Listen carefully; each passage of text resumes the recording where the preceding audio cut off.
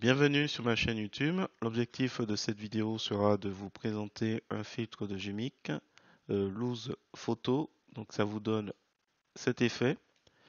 Si vous trouvez l'effet réussi et aussi les explications, je vous remercie de mettre un pouce vers le haut et de me laisser un commentaire. Et sur ce, je vous souhaite un bon visionnage de ce tuto.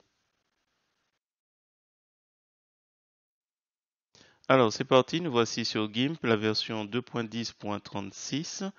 Nous allons, une fois qu'on a récupéré cette photo sur Pixabay, je vous mets le lien dans la description, aller sur Gmic Qt, donc c'est dans le menu filtre, Gmic Qt, donc la version 3.3.3, et une fois que vous lancez, vous recherchez Loose Photos. On va aller dessus, donc c'est dans la catégorie Erase and Ties, et vous avez déjà un premier aperçu avec les paramètres par défaut qui sont assez intéressants. C'est réparti en trois catégories. Nous avons tout ce qui concerne la forme géométrique des photos, ensuite le contenu et l'ombre. Et donc c'est assez simple, hein. Densité, ben, là on est à 60% de densité, donc si vous réduisez à 30, vous aurez moins de photos, ainsi de suite. La taille maximum en pourcentage, et après vous avez le pourcentage du maximum en minimal de taille. Donc si par exemple on va réduire. Voilà, on réduit, donc on a 40% du maximum. Donc là, nous avons 50% de la taille du maximum. Donc 50% de la taille. Alors si je réduis, je prends en minimum, il devient quoi? 10% du maximum. Alors là, par contre, tout est en pourcentage. Donc bon, après vous testez, vous regardez un petit peu ce qui vous convient. On a au niveau du ratio, donc je suppose que c'est la, la hauteur par la largeur.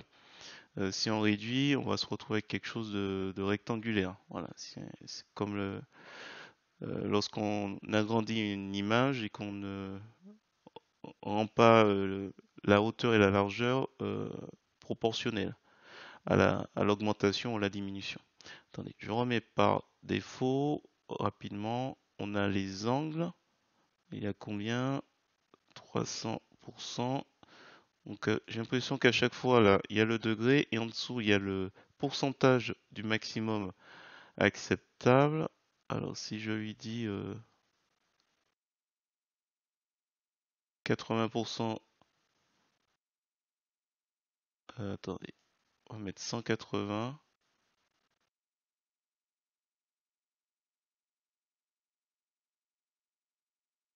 et le pourcentage de degré, bon attendez, c'est pas évident de calculer, mais en gros à chaque fois le minimum apparemment c'est le pourcentage du maximum qui est au-dessus. Euh, je vais remettre par défaut. Frame, ça c'est la largeur des bordures. Donc là, hop, il y a deux. J'augmente les bordures pour avoir quelque chose de plus. Là, c'est la couleur. Hop. Donc là, je vais retirer parce que du vert comme ça, c'est moins crédible. Pour le contenu, on peut s'amuser à jouer en degrés pour que ça tourne un peu plus au niveau de l'intérieur des photos. Alors, maximum, hein. Et ensuite, background. Alors là, je suppose que c'est l'arrière-plan, background image. Alors, si je mets à 100%, il va remplir, voilà, en dessous. Alors, c'est pas le cas. Et ensuite, nous avons l'ombre. Alors, l'opacité est à 50. Si on met 100%, on verra une grosse tache noire en dessous des photos. Alors, je vais juste décaler en X et en Y pour qu'on voit un peu plus l'ombre sur le côté. Voilà, bon, c'est affreux si on, si on pousse les... En gros, vous testez un peu les différents paramètres. Là, ça correspond un peu à ce qu'on a au pinceau, aux duretés. Donc les bords qui sont plus doux, progressifs, on va dire. Smoothness, plus progressif. un peu plus doux en transition. Attendez, on a mis ça. Bon. Alors je vais laisser les paramètres par défaut. Voilà, c'est un peu plus flou. Je vais laisser les paramètres par défaut parce qu'en fait, c'est déjà assez bien. Peut-être que je vais juste augmenter la taille des bordures. Donc c'était un petit tour d'horizon rapide. Il y a juste ces paramètres de pourcentage du maximum que j'arrive pas trop à saisir. Bon, je comprends bien que c'est le minimum, c'est le pourcentage du maximum, mais c'est voilà, il y a juste ça. Mais à part ça, tout a l'air assez clair.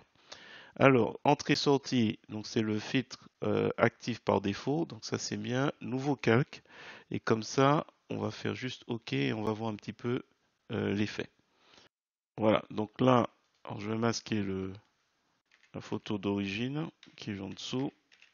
Hop, et on a ça. Donc là, du coup, on a une transparence en dessous. On peut très bien créer un calque entre les deux et on va mettre, alors, on va pas mettre du blanc, on va mettre, oh, peut-être, je vais mettre une autre couleur comme du rouge, tiens, une couleur différente, juste pour qu'on voit un petit peu l'arrière-plan. Voilà, en gros c'est bien parce qu'en fait on va aller assez vite. Alors pour mémoire, pour rappel, j'avais fait deux vidéos dessus, mais uniquement avec GIMP. Donc peut-être qu'avec Gmic, ce sera beaucoup plus simple. Réaliser un patchwork, donc j'avais fait ça avec un village et je montrais comment on réalise. Donc c'est beaucoup plus long et beaucoup plus facile et beaucoup moins long qu'avec Gmic. J'espère que cette petite vidéo vous a plu. N'hésitez pas si vous avez perçu une erreur dans mes explications ou préciser un peu sur les filtres. Et sur ce, je vous dis à bientôt pour d'autres tutos sur GIMP, LibreOffice ou Gmic.